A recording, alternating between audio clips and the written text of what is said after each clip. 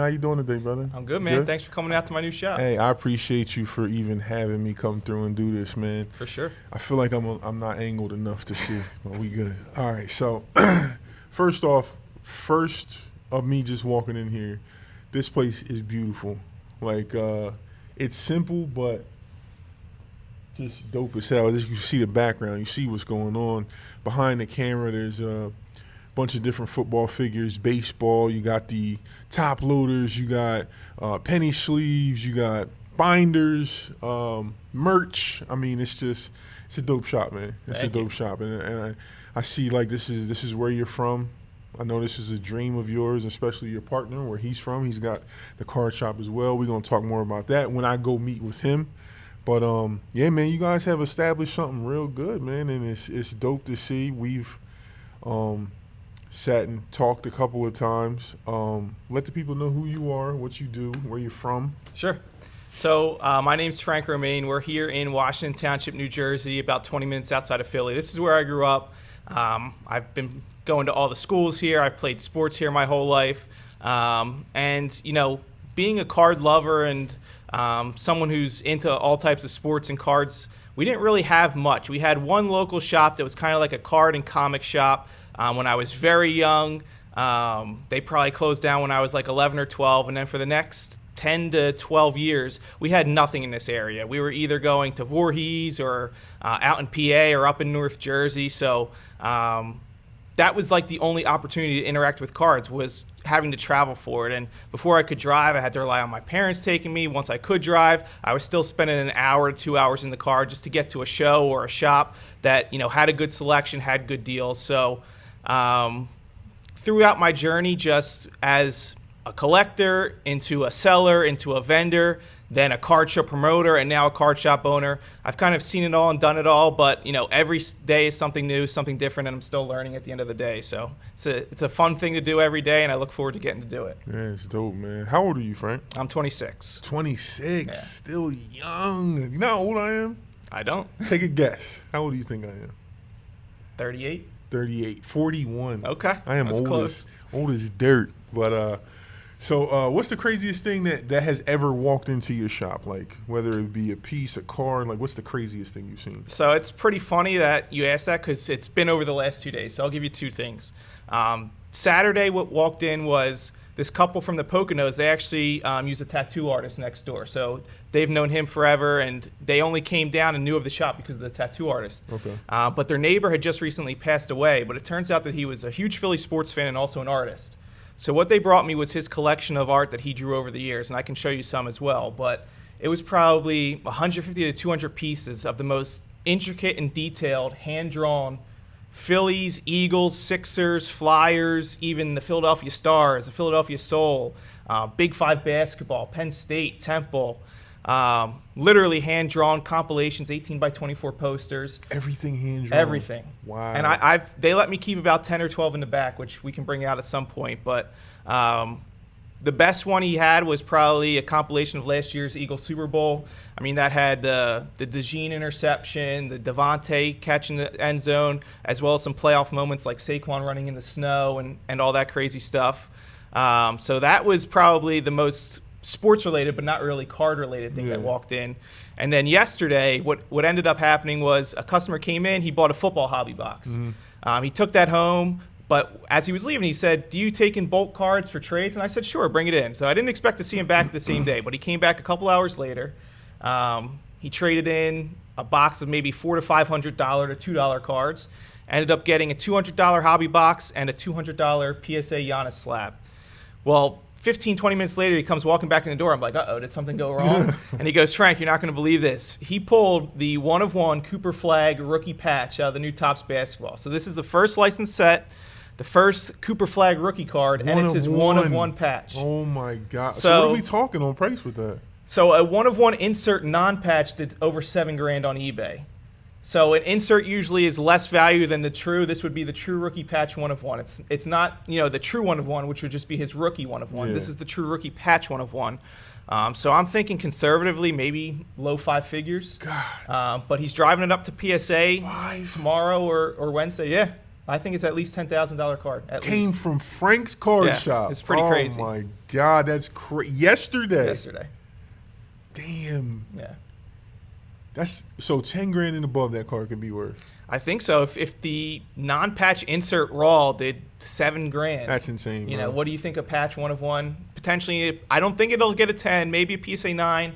But, you know, even if it's just slabbed authentic and PSA authenticates it and then it's protected, you know.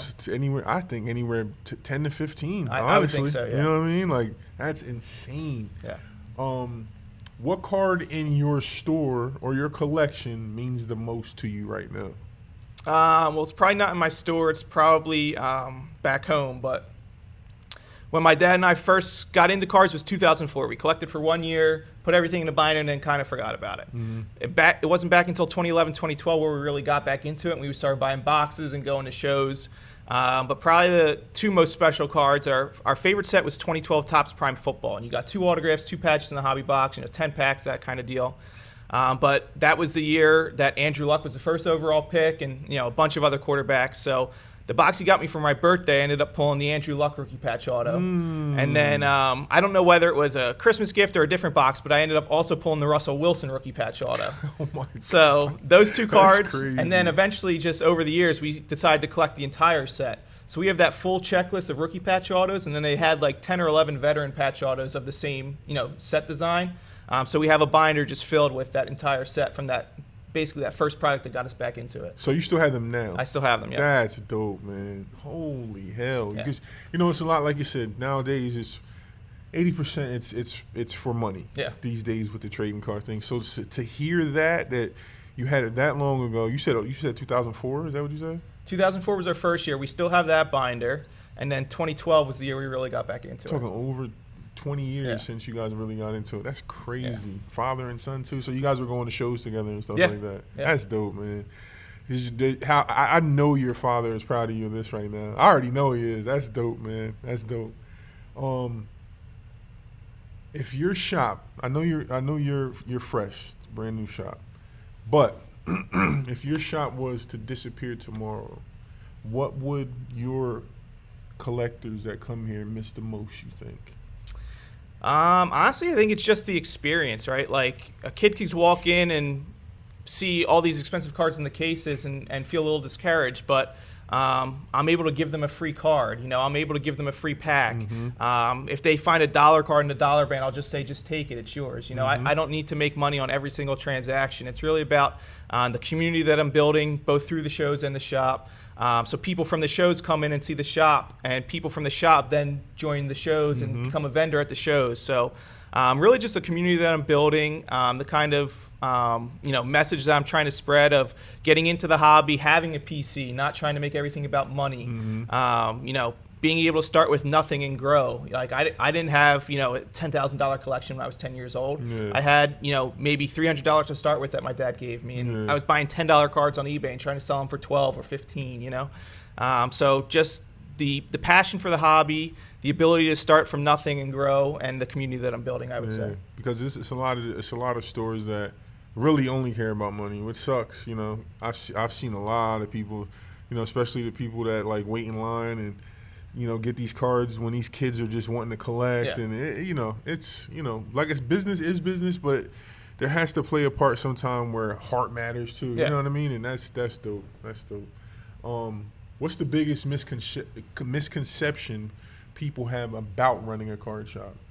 I think for right now, especially for the smaller shops like Alex, like myself, we're not getting product from distributors, sealed product. So that means if you were to get it from a distributor, they have the MSRP, you get it under the MSRP, and then hopefully you would charge the MSRP, but a lot of shops are charging market price even when they're getting it below MSRP. So I have no access to that product. So everything I get has to be bought on the secondary market from people that find it in stores and then come and sell it to me. So I try my best to charge market prices, which means I might be only making $10 to $15 on a box that costs $300. So a lot of these shops, which, all power to them, they've been around forever. They have the distributor networks. They have the ability to buy large quantities of product. I don't get that. So, whether I'm selling a box for $300 or, $50, at the end of the day, I'm not making a ton of margin on that. What I'm making margin on is the singles, which is great.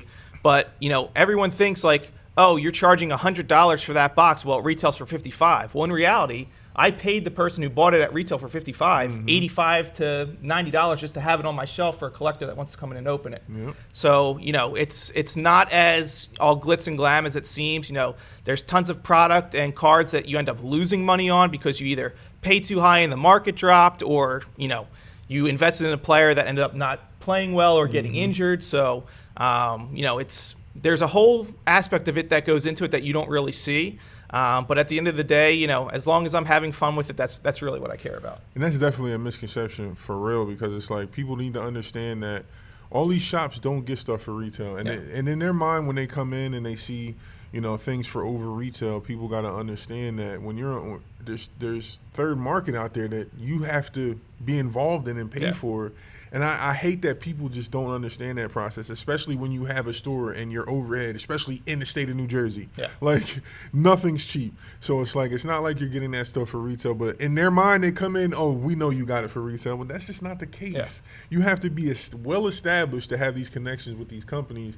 And unfortunately, it just doesn't work like that. You know what I mean? Yeah. What's harder, keeping inventory in stock or keeping collectors happy? I would say probably keeping inventory in stock. Okay. Especially when you go set up at shows. There could be shows where these cases are full right now because we just came out of a show where we bought a lot. But if we were to go to a show, there's a chance that these cases are 25% full when we get back that weekend. And unless you're buying heavily at the show as well, and you have a steady influx of people coming in to sell you cards, even with the sealed product, like, I don't want to pay $100 when the market's $100 and I have to charge $120 for it. So unless I'm able to get it a bit under market to where I can charge market, it's a tough world to live in with everything that's going on. It's I can't complain because the demand that causes those prices to rise helps me be more successful in the shop and at the shows. But I can make a collector happy with, $1 card of their favorite player, or a $5 card of their favorite player, or, a free giveaway at a card show. I would say, keeping the inventory in stock is probably the hardest part. Okay. What moment made you realize, like, I know I can do this full time? Like, is there a moment that you could think of that was like, I can definitely do this? Yeah. So I would say probably 2021 was the first show I ever set up at, was late 2021.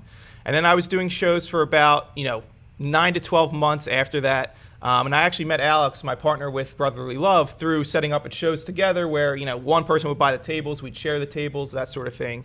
And kind of like I was saying, there was nothing in South Jersey. That goes for shows and shops. So there was no shows around here. It was either an hour out in PA, 2 hours up in North Jersey, right outside of New York. So, I kind of thought like, I think I can do this, and the demand is here. I mean, Philly sports fans are crazy. Tons of Philly sports fans live in South Jersey. Yeah. So through my partnership with Alex, through our just setting up as vendors, I reached out to him one day and said, I'm thinking of running a show. You've been doing this 5-10 more years than me. You have a lot more connections in the area in terms of vendors and other people who might want to set up. I said, what do you think about running a show together? And he was a little hesitant at first, but within like a day or two of that conversation, we went and toured our first show venue.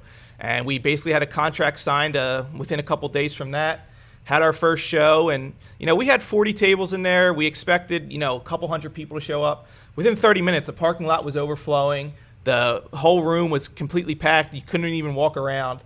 And, just from there, I was like, wow. And throughout that time, I was doing digital marketing. I was working from home, but I still had like a 40-hour-a-week job. Yeah. So in addition to selling cars, in addition to running the shows, I was doing the full-time job. And then probably after about a year of shows and a year of continuing to sell cards and grow, I said, if I spent that 40 hours a week that I was doing at that day job fully into cards and running the shows, I can probably, if not equal my salary, I can probably get pretty close doing what I want to do. Yeah. So, I think it was late February 2024, I decided to fully go all in. And March 2024 was that first full month. And I think I probably maybe did 50% of my salary net profit. And then within a few months, I was almost already at my salary mark. And then from there, it's just another year of shows, another year of growing. And then at the beginning of this year, I said, I think it's time to open a shop. Nice. Nice. How nerve wracking was that first month? And you were like, you know what? After 40 hours, how nerve wracking was that? Like, to like I at least have to make 50% to 75% of my income that I'm used to getting with my 40 hour. How nerve wracking was that? Honestly, it wasn't that nerve wracking because I just had the confidence to do it. You know, I believed in myself to do it. I knew how to do it. I had so much experience doing it that, you know, I kind of knew it was going to work out. I would say my dad was definitely more nervous than I was because he's like, my son has this good job, only a couple years out of college. What is he doing? You know, going from, you know, however much he was making to nothing, essentially. But, you know, I think I always had that belief in myself. Yeah, pops, you know, they only want what's best for. Of course, yeah. What's best for you, you know what I'm saying? So I get that. Pops, you're like, I'll be all right. Dad's like, you sure? Yeah. Everything's going to be all right? What trend in the hobby do you think is overhyped? That's a good question. I think, you know, a lot of this hobby is built on breaks and repacking right now. And what drives that market is the case hit. And, you know, the two most popular are the Downtown and the Kaboom. You know, I love case hits. I think they're super cool. They're super easy to sell. They're super easy to trade for and use as trade. But I think they're, you know, especially now in 2024 and 2025, they're super overprinted. So for the people that don't know, what's a case hit? So a case hit, when you buy from a distributor, you get a hobby case, and that's filled with anywhere from maybe 3 to 20 hobby boxes. And a case hit would be you get one of that card in the entire hobby case. So out of a 12-box case of, you know, Topps basketball, for instance, you might only get one of that card of all 12 boxes. Okay, got you. Okay. How do you feel about breakers influencing the market? I feel like you just talked about that pretty much. I think breaking is pretty cool. You know, I've ran breaks in the past myself. I've joined breaks in the past myself. I think breaking is a good chance for people to maybe buy into a product that they would have no capability of otherwise. Like a box of Flawless is $10,000. Most people can't afford that, but you might be able to afford $100 to $250 to buy your favorite team or your favorite player in that break. Where I think breaking goes bad is, one, not trusting the breaker or having a breaker who's not trustworthy. A lot of breakers are creating their own repacks where they know, you know, what product is in what box. There's allegations that people, you know, have their friends buy into the boxes at the certain times to get the certain hits. So there's good parts about it. There's bad parts about it. I would just say, you know, find a breaker that's trustworthy. You can pretty much tell by watching a breaker within 15 minutes if they're legit or not, just by how they talk. Are they pressuring you to buy spots? Are they trying to overhype cards? Do they know what the card's actually worth that they pull? My biggest pet peeve is all these breakers who don't know sports and can't even pronounce the players' names right, which is pretty common, especially these days where they're just hiring anybody off the street to rip product. But there's definitely good parts about it and bad parts about it. I think you just need to, with anything, you know, keep it in moderation and be careful with who you spend your money with. Be careful.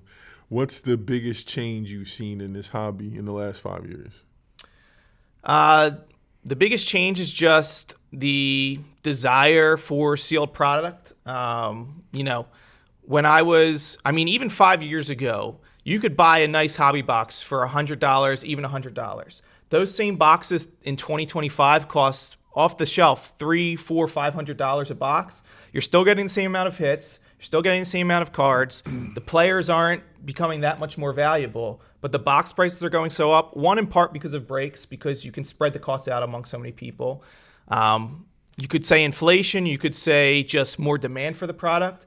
But I think, you know, the ability for a dad to take his son into a hobby shop and buy a $100 box and get, you know, 2 autos and 2 mem cards just doesn't exist anymore.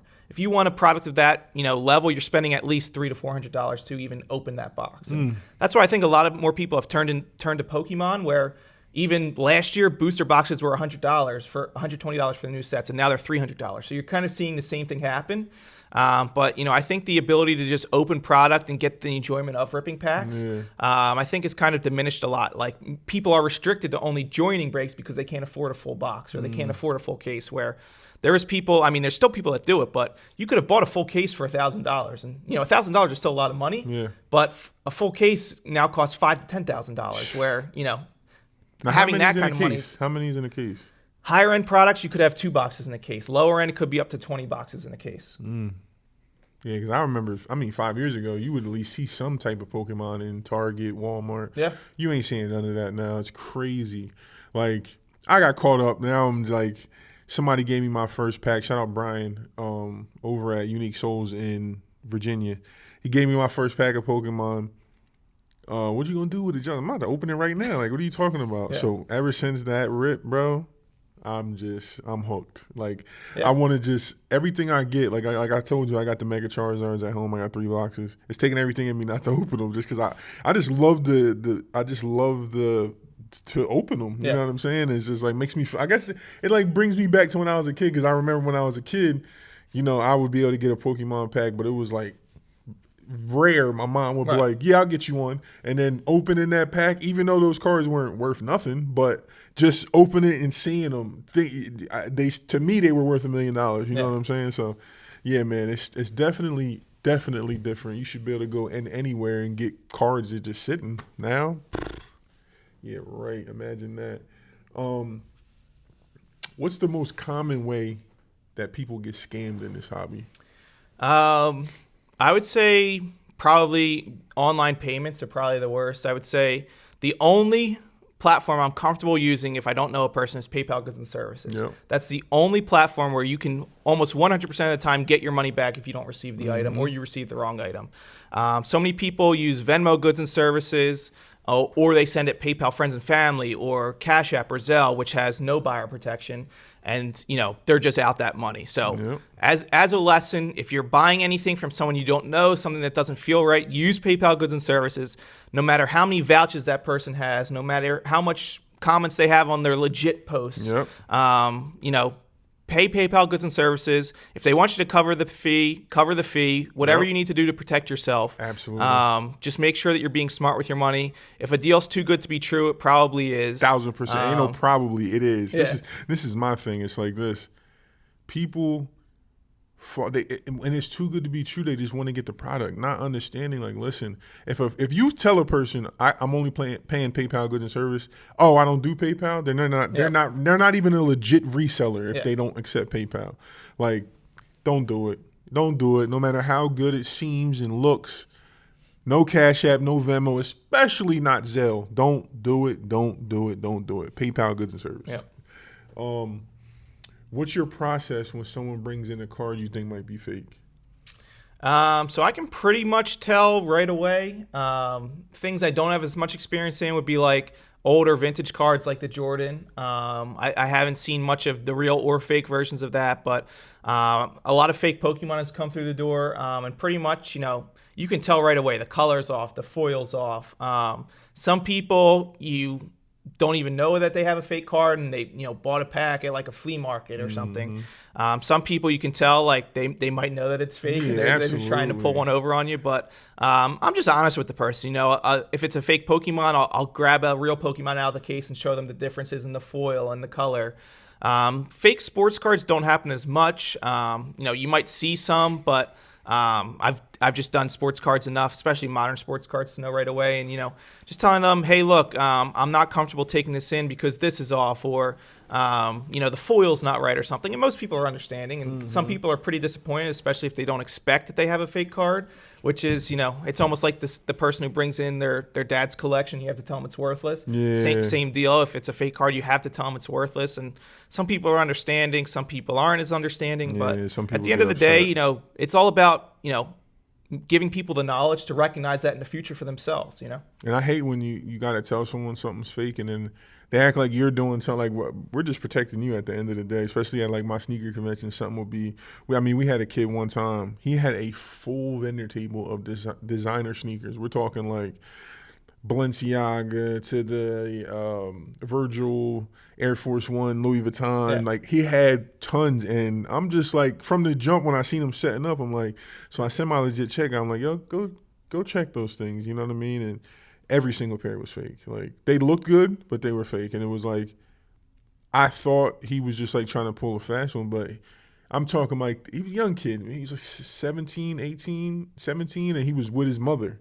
Bro, he started breaking down crying. Like, spent this amount of money, and it sucks. You got to, like, Yeah. do those things, but it's like, at the end of the day, this is your business, and I was definitely, I hate that, man. I hate it, especially when you know it's a person who legit thought they had real product. Yeah, it's terrible.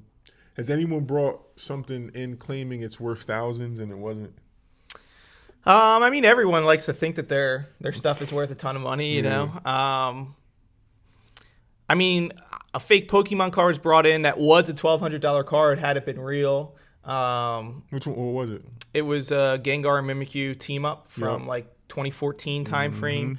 You know, there's people that come in, you know, not claiming it's worth thousands, but I've had people come in, you know, wanting $300 for a card that sells for $50, or you know, $500 for a card that sells for $250. So, you know, I'm just honest with them. I show them what the sales are, how I kind of value the product, and if the deal doesn't work out, it doesn't work out. You know, still happy that they came in, took the time out of their day to come visit the shop and potentially make a deal. But if it doesn't work, it doesn't work. Absolutely. What's one thing people don't realize and how hard it is to run a convention? What's one thing that people don't realize about the convention that's hard as hell to run about it? I would say just the amount of work that goes into it. Like if you were to just show up on the day of and you see all the tables set up and all the vendors set up and, you know, people taking money at the door, you'd think, you know, you could pull that off, you know, in, you know, 30 minutes. But what you don't realize is, especially when we were first starting out, you know, we would visit the venue, we would, you know, talk to the planner, then sign a contract, and then we have put all this money out without any knowledge of, are people going to show up, are vendors going to want to show up. So then you have to go out and get the vendors. You have to go out and market the event to get people to come to make your vendors happy. And at the beginning, we were setting up the tables ourselves. So we would get there, you know, 30 minutes to an hour early and, you know, set up 50 to 100 tables, set up 100 to 200 chairs. Once the show's over, break it down for the day. So the amount of time and effort that goes into it, I don't think it's a one-person job, and you know, it might not even be a two-person job. You know, I think I got lucky with that because the venues I chose for my first event, like the Wildwood Convention Center, shout out John Lynch, Uncle John, but they set it up everything. So I think I've only had one event where I had to set up the tables, and oh my god, bro, when I tell you, it was insane, bro. And then at the end, everyone's leaving, and I had to stay and break down the table. And then after 5, 6 to 8 hours of being there, loading vendors in, doing the tables, then at the end, after everyone's gone, my back's already done, my feet is done, and then you're taking them. And we were at the Showboat in Atlantic City, so we're dragging these tables. It's from upstairs in the back all the way to the front of the casino. And we're talking, there was one cart that fit 5 tables at a time. Oh my, bro. Never again. Like that was when I was realized, like, yo, the people that got to set these chairs and tables up for their own events. Luckily, we're at the point now where the venue set up for us. But, you know, as you're growing and kind of, you know, just taking it from the bottom to the top, you know, you got to do all the dirty work yourself. So for sure. What makes you guys' convention different from others?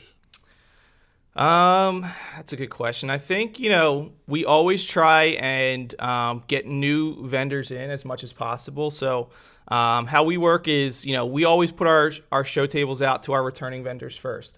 But for whatever reason, there's usually always 30 to 50 new vendors at a show.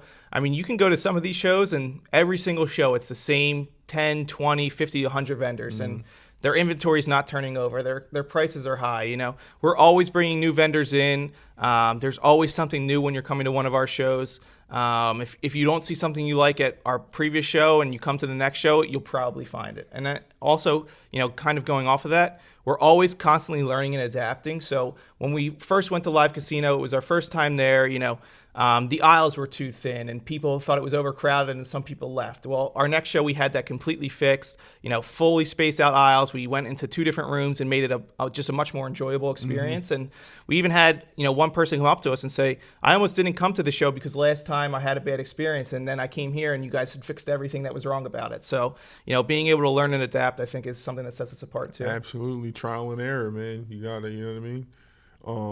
Trial and error with these events, because that's happened to me too with the rows being too thin, and then it's like, damn, people are complaining about it. You're never gonna make everyone happy, but you just gotta adjust and try to do things correctly. You know how it goes, man. What type of customer is the hardest to deal with? It's kind of it could be here in shop, yeah. It could be convention, whatever. I think it's like either side of the coin, but one, it's the person who wants too much for their items and won't, hear anything on it. And then the other person is the low baller who comes in and wants, your item for way cheaper than it actually goes for. And whether that's, they're acting on wrong information or the information that they find isn't the most up-to-date information. It's tough, but at the same time, like I said, for as many people as there are that, aren't willing to deal with you, there's so many people that are willing to deal with you. For sure. And, not every deal has to be made. Not every interaction needs to lead to a deal. So just being willing to, pass when you need to pass and, finding that next deal that's actually going to make sense for you. Yeah, for sure.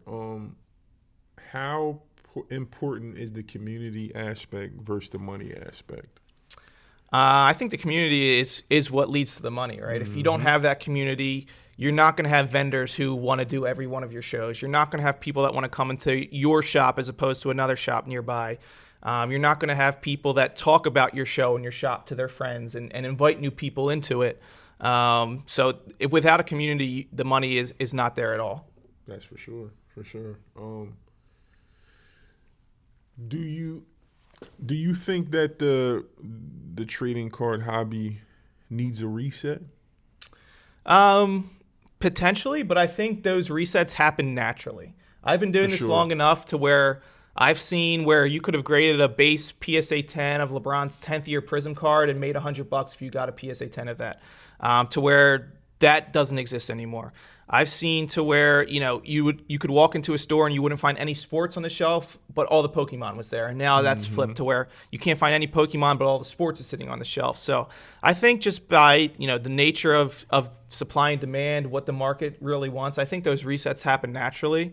Right now, the repack market is driving a ton of the sports card world and even some of the Pokemon world. I think we'll probably see an end to that at some point. I don't know how quickly, but, I've seen so many iterations of the hobby that a reset is coming. It's going to happen. It's going to be whether you can learn, adapt, and adjust to that reset. Are grading companies becoming too powerful? Maybe PSA. I wouldn't say any other grading company has that, but PSA, I think, the secondary market for PSA slabs is just so much better than any other market other than a Beckett Black Label 10 or Pristine 10.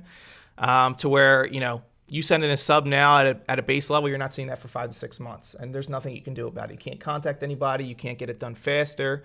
They do have a lot of power, but at the same time, you don't need to grade your cards, You don't. You can grade with other people.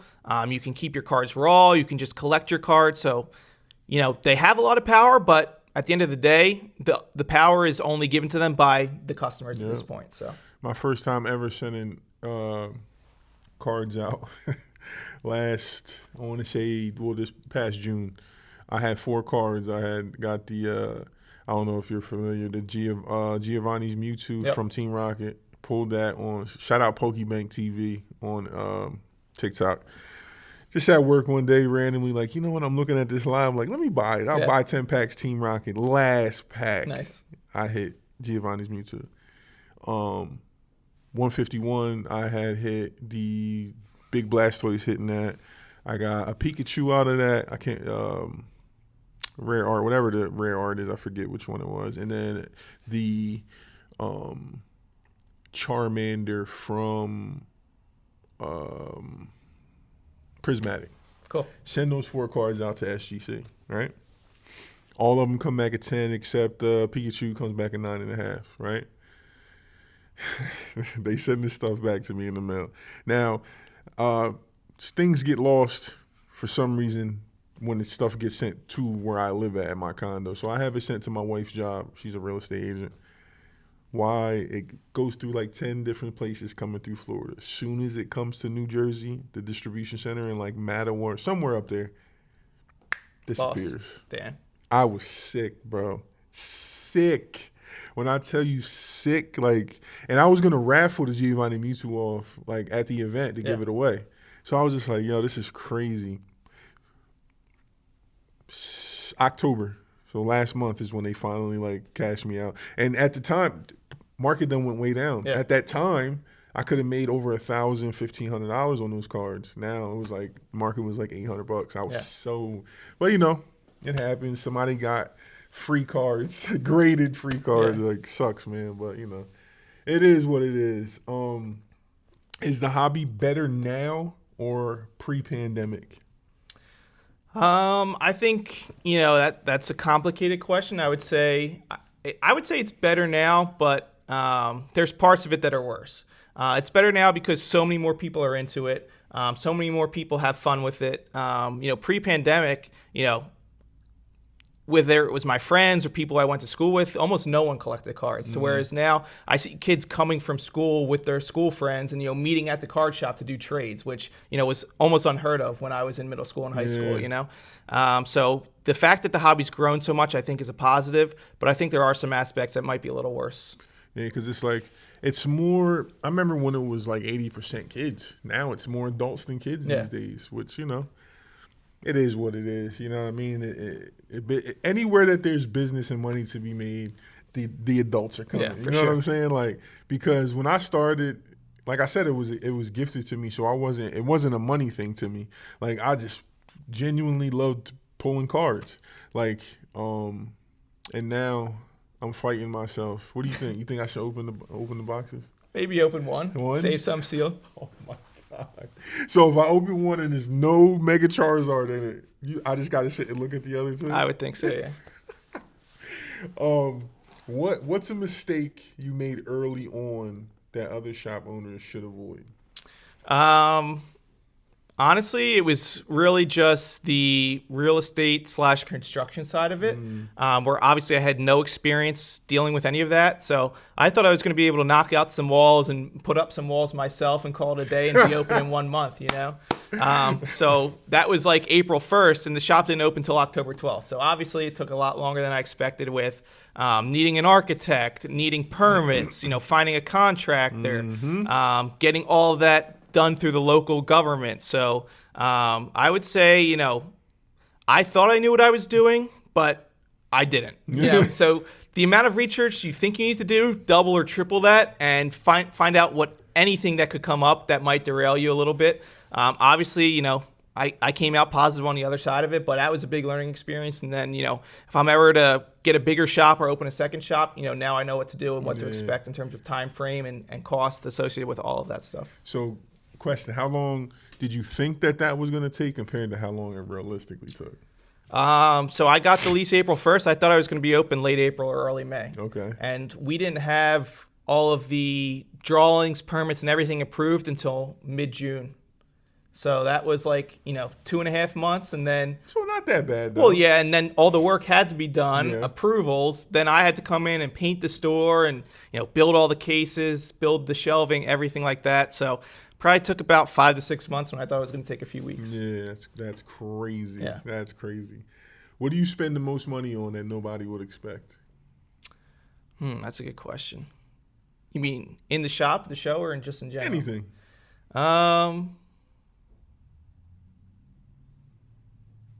Honestly, the hidden cost is probably supplies that get used in the shop. Every lot that comes in is getting fresh penny sleeves and top loaders. Yep. People When you're don't think about that. when you're breaking, all of that stuff is getting fresh top loaders. When you're buying at shows, all these scratched up one touches and penny sleeves, they go in the trash. So a lot of the supplies that I bought to put out on my shelf to sell actually end up getting used processing new cards to put them out and make them look good in the cases, on eBay, all of that sort of stuff. So a lot of that gets used up where I didn't think it was going to be as much. What something collectors should know before trying to start a shop themselves? I think you need to be, like you just said, you need to be a collector first. You need to know what people want. You need to know the difference between different types of cards. You need to be able to know, looking at a card, generally what it's worth, right away. So you need that 5, 10, 20, 50 years of experience, just dealing in cards, buying and selling cards, trading cards, opening packs, opening products, knowing what the difference between everything is. Someone with a lot of money could come in and open a shop and make it look way prettier than this, have all the expensive product on the shelf. But are they going to be able to handle someone coming in and asking questions that they don't know about, or needing advice on whether to grade a card or not, or who to grade a card with, or what product should they buy for their son who's just getting into cards, and all that sort of stuff. So the experience and the knowledge that goes into it, I think, is probably the most important thing. For sure. Experience is like the best teacher ever. Like, like you said, there's people that got a shitload of money, and once they start getting into cards a month in, I want to get a shop. They have the money to do it, but the experience, experience is priceless when it comes to a business. Priceless. If you could own any card in existence, what's your pick? It would probably be one of two things. It would probably be either for Nick. No. We're not going to do either. Okay, well, I was going to pick Nick Foles, but 2 different sets. But I'll go with his 1-of-1 Super Bowl ticket rookie auto from Contenders. What's that going for right now? Your guess is as good as mine. Yeah. I would say probably, I don't know, maybe 10,000, if not more. Wow. Nick Foles. You know what? I'm not an Eagle fan whatsoever. But when I tell you Nick Foles turned up that year, it was insane watching that, man. And that was that game was on my birthday, my 19th birthday, and I was at college at Temple University in North Philly, and we were watching all in one of the the rooms in the dorm, and as soon as he won, all of us ran out from North Philly all the way down Broad Street to City Hall and just partied, in that city all night long. So that was probably that's why it would be my answer. Did you eat horse shit? No. I hope not. I did walk under the Ritz awning 30 seconds before it collapsed. I'll tell you that much. My God. It's just crazy because once Wentz went down, I'm like, there's no way. And Nick Foles was just like, honestly, yeah, right. People are going to say I'm lying or that I'm crazy, but we had a couple family friends over. We were watching that game. We all had our Wentz jerseys on. But, I saw him go down, and, the rest of my family was freaking out. But for whatever reason, I felt some sort of calmness where I was like, I think we can still do it. I don't know why, and people are probably going to say I'm making that up, but I felt that way. And then I remember driving to Temple. I was with my family earlier in that weekend to celebrate my birthday. So I was driving back to Temple 2 hours before the Super Bowl, and I just remember listening to WIP on the radio and thinking, there's no way we're going to lose this game. So, hey, man, sometimes you just feel it, man. And last question, what's next for your shop and your shows? So for the shop, off to the side, you can't see it right now, but I built a big streaming room because earlier in 2025, I was doing a ton of streaming on TikTok Live, and for whatever reason, that completely fell off the table. So when I had the idea to build a shop earlier in 2025, I knew I wanted a streaming room, but I haven't really done anything with it yet. So I'm really looking back to getting onto streaming, whether that's TikTok or whatnot. I'm doing daily live sales, single sales, breaks, anything related to that. But I want to have that streaming room up and running, hopefully within the next couple months. And then for the shows, we have a full 2026 schedule planned out at Live Casino. We're going to look to get some more dates at our Voorhees show, which people love. We sell more tables and have more people come to the Live Casino show, but if we were to get rid of the Voorhees show, I think there would be a riot because it has such a cult following. You gotta keep that. There's so many people that don't want to drive over the bridge into Philly, so it's a really fun place to host a show. So we'll be booking more there, and then hopefully we've done it before, but maybe getting some athletes to attend, getting some more signings going. We've even been approached about running live breaks at the shows, which would be pretty cool. So I think there's some ways we can elevate the show while, keeping it that brotherly love feel. Yeah. You can't get rid of this. The South Jersey show gotta stay, bro. Has for to. sure. Do you have a next date for your next show? Yeah, so our next show is December 27th and 28th at Live Casino. That's a 2-day show post-Christmas. We did a 1-day show there last year, the weekend after Christmas, and I think we had over 2,000 people come in 1 day. So we made it 2 days, gives you 2 days to come out. If you want to come both days, great. If you can only make it 1 day, come out 1 day, and then you can find the rest of our dates are posted on our Instagram, Brotherly Love Card Show, and Facebook and website. But we have a 2026 schedule coming. And that flyer will be right here. Right here. Yeah, make sure you guys also come to the Just Nice Sneaker and Trading Card Convention Sunday, February 1st, Vineland, New Jersey Convention Center, and Sunday, March 29th at the Barclays Center with the Brooklyn Nets. Yes, every single person that comes to the event that day, whether you general admission or you have a vendor table, you will go to the game that night versus the Sacramento Kings. Gonna have an amazing night, amazing day. Brotherly Love Car Show, Just Nice Sneaker and Trading Card Convention. Listen, Frank, Just Nice, appreciate you guys for always tuning in. Let's go. Thanks, guys. Come visit the shop. Yes, sir. Yeah, make sure you guys come to Frank's Car